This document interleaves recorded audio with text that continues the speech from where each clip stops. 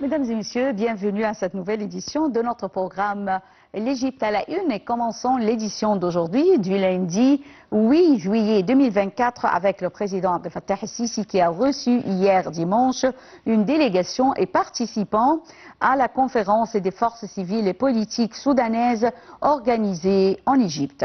Lors de la rencontre, le président el-Sisi a affirmé que l'Égypte n'épargnerait aucun effort pour régler le différend entre les parties soudanaises et de mettre fin à la guerre au Soudan.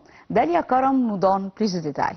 Qui a reçu ce dimanche une délégation des participants à la conférence des forces civiles et politiques soudanaises organisée par l'Égypte. Le ministre des Affaires étrangères Badr Abdelati et le chef des services des renseignements généraux Abbas Kamel ont assisté à la réunion aux côtés du ministre tchadien des Affaires étrangères et de hauts responsables des Émirats arabes unis, du Qatar, du Soudan du Sud et d'Allemagne. Des représentants de l'Union africaine, de la Ligue arabe, des Nations unies et les ambassadeurs de France, du Royaume-Uni, de Norvège, de l'Union européenne et de l'Arabie saoudite étaient également présents. Au cours de la réunion, le président el-Sisi a affirmé que l'Égypte n'épargnerait aucun effort pour régler le différend entre les parties soudanaises afin de rétablir la sécurité et la stabilité au Soudan et de protéger les ressources du peuple soudanais. Le président a déclaré que l'État égyptien déploie tous les efforts possibles au niveau bilatéral, régional et international pour faire face aux répercussions de la crise soudanaise. Il a ajouté que l'Égypte continuait d'envoyer d'aide humanitaire au Soudan, en plus d'accueillir des millions de ressortissants soudanais. Sur le plan politique, le président a souligné la nécessité d'une transition vers une voie politique au Soudan, impliquant toutes les parties conformément à l'intérêt national soudanais.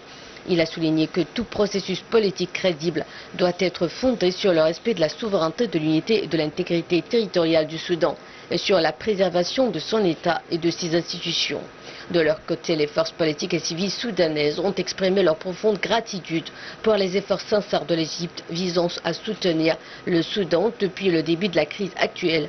Elles ont également apprécié le soutien de l'Égypte au peuple soudanais à travers ses efforts incessants pour faire face à la situation humanitaire catastrophique au Soudan et l'accueil des milliers de déplacés soudanais.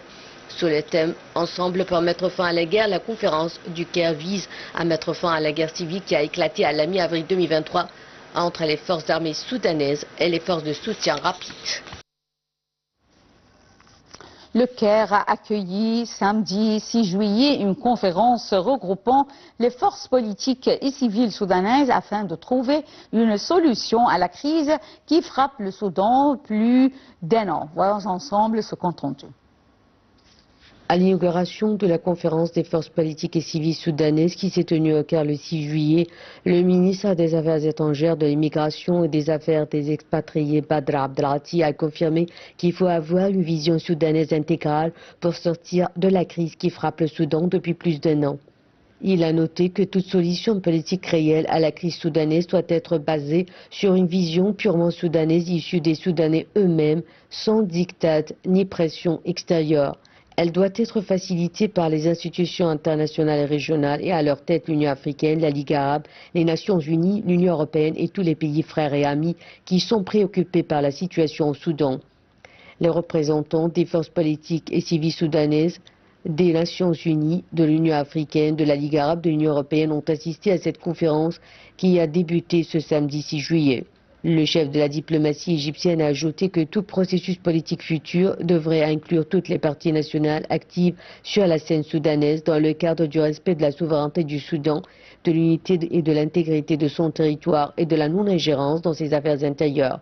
Badr Abdelati a souligné l'importance de la préservation de l'État et de ses institutions, notamment l'importance de l'unité des forces armées soudanaises pour protéger le Soudan et la garantie de la sécurité de ses citoyens. Le ministre a réitéré la nécessité de l'arrêt immédiat des opérations militaires vu la gravité de la situation ainsi que ses répercussions catastrophiques. Abdelati a passé en revue les efforts de l'Égypte pour contenir la crise, que ce soit en envoyant des aides humanitaires ou l'accueil de plusieurs centaines de milliers de Soudanais pour joindre une large communauté soudanaise de plus de 5 millions de personnes qui vit en Égypte.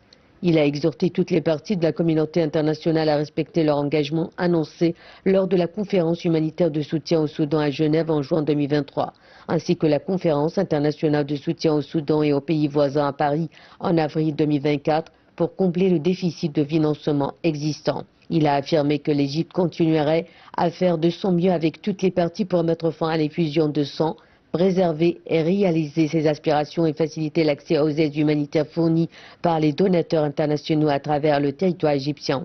Pour rappel, depuis avril 2023, le Soudan est plongé dans une guerre civile entre le général Daglo et le chef de l'armée soudanaise, le général Abdel Fattah el-Burhan. Selon l'ONU, le conflit a fait au moins 15 500 morts et provoqué le déplacement de plus de 10 millions de personnes. Le chef de la diplomatie, Badr Abdelati, a affirmé son soutien total à l'UNRWA, Office de secours et de travaux des Nations Unies pour les réfugiés de Palestine dans le Proche-Orient pour continuer à fournir de l'aide aux réfugiés palestiniens.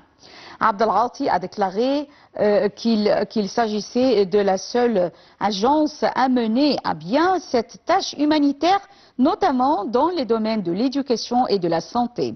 Cela s'est produit lors de la rencontre avec le secrétaire général adjoint de l'ONU et commissaire général de l'UNRWA, M. Philippe Lazzarini, samedi. Lors d'une conférence de presse conjointe tenue à l'issue de leur rencontre, le ministre a souligné l'importance de fournir le soutien nécessaire à l'UNRWA à la lumière des défis financiers actuels et des impacts négatifs de la pandémie du coronavirus. L'Égypte est prête à soutenir la mise en œuvre de certains projets de l'UNRWA d'une manière qui contribue à alléger les souffrances des citoyens palestiniens, a déclaré Abdelati. Lazzarini a pour sa part passé en revue le rôle de l'agence et les défis actuels à la lumière de l'escalade des tensions au niveau mondial et régional. Il a affirmé que l'UNRWA comptait sur le rôle historique de l'Égypte dans la mobilisation du soutien de la communauté internationale pour que l'agence continue de soutenir les réfugiés palestiniens. Il a également salué la volonté de l'Égypte d'améliorer les conditions de vie dans les territoires palestiniens, notamment dans la bande de Gaza. Le nouveau gouvernement de Madbouli assiste ce lundi à la séance plénière du Parlement pour présenter son communiqué lundi 8 juillet, alors que le Premier ministre remettra au président du Conseil des députés le programme du gouvernement. C'est ce qu'a annoncé une source gouvernementale dimanche 7 juillet. Le nouveau gouvernement égyptien, dirigé par le Premier ministre sortant Mustafa Madbouli, a prêté serment devant le président Abdel Fattah el-Sisi mercredi. Plusieurs ministères ont été fusionnés, notamment dans le domaine économique.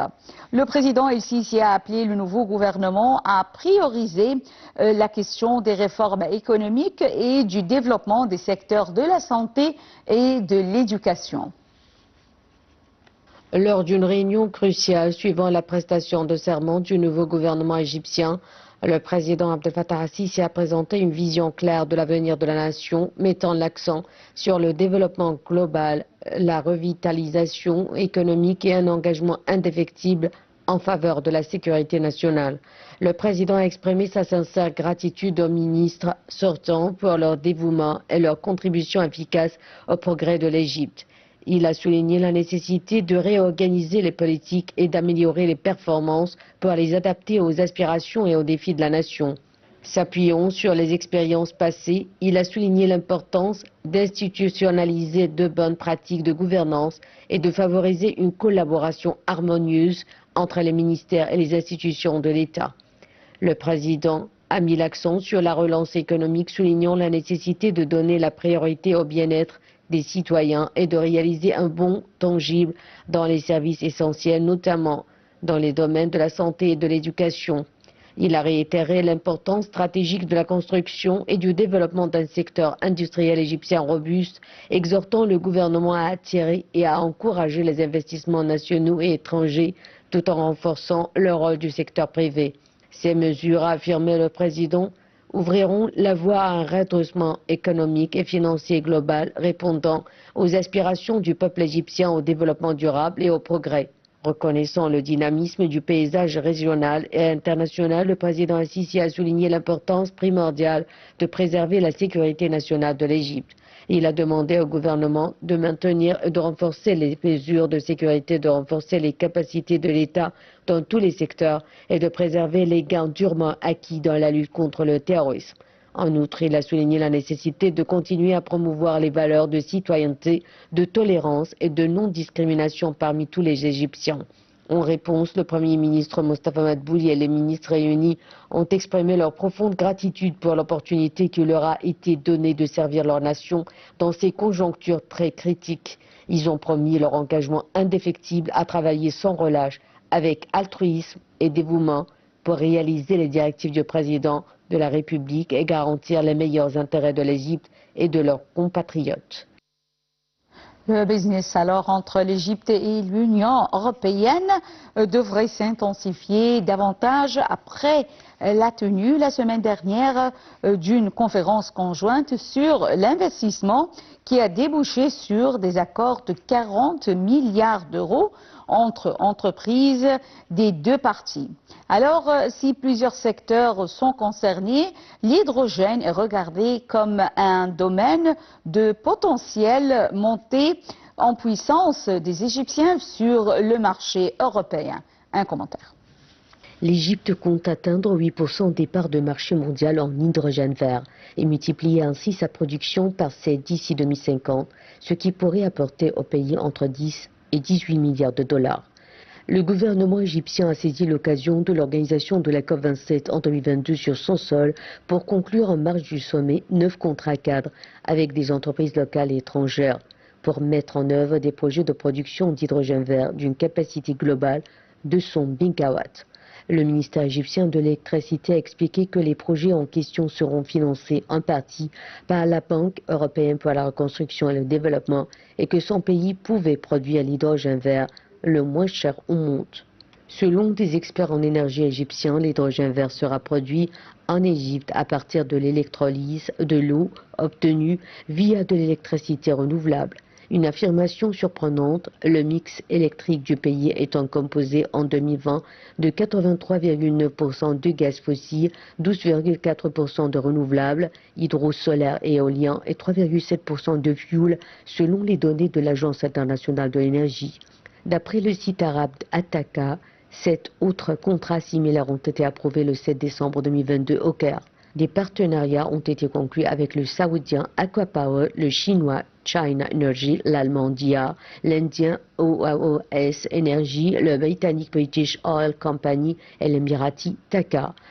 Le coût d'investissement des 16 projets s'élève à 85 milliards de dollars et pourrait, selon la même source, permettre la création de 275 000 emplois directs ou indirects.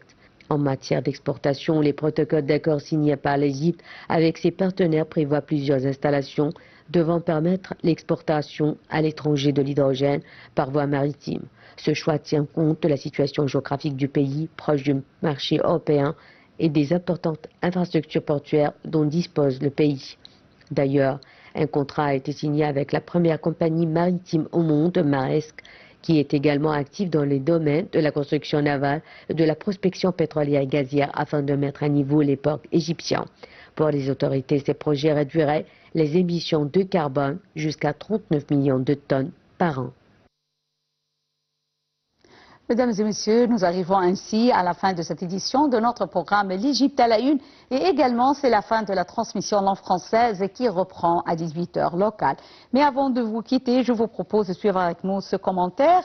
Alors, 33 sépultures familiales comportant des restes de momies et permettant d'avoir davantage de connaissances sur les maladies des époques tardives et gréco-romaines ont été découvertes à l'ouest d'Aswan par une mission égypto-italienne. C'est ce qu'ont annoncé aujourd'hui les autorités. Voyons ensemble ce commentaire signé Dalia Karam. Merci et bonne journée. Au revoir. Une mission archéologique égypto-italienne qui a organisé des fouilles à proximité du mausolée de l'Arahan dans le sud-est de l'Égypte y a découvert 33 sépultures familiales. Ces tombes remontent aux époques tardives de 712 à 332 avant Jésus-Christ et gréco-romaines de 332 avant Jésus-Christ au IVe siècle après Jésus-Christ, a déclaré lundi 1er juillet le ministère du Tourisme et des Antiquités dans un communiqué. Les archéologues ont trouvé des outils funéraires et des restes de momies permettant d'en savoir plus sur les maladies qui sévissaient à l'époque. Certaines momies présentent des signes d'anémie, de malnutrition, de maladies pulmonaires, de tuberculose et d'ostéoporose, a affirmé Patricia Piacentini, la chef italienne de la mission et professeure d'égyptologie à l'université de Milan. La mission égypto-italienne fouille depuis 2018 la zone autour du mausolée de l'Arahan, sur la rive ouest du Nil en face du centre-ville d'Assouan, où est enterré le sultan Mohammed Shah, considéré en son temps comme l'homme le plus riche du monde.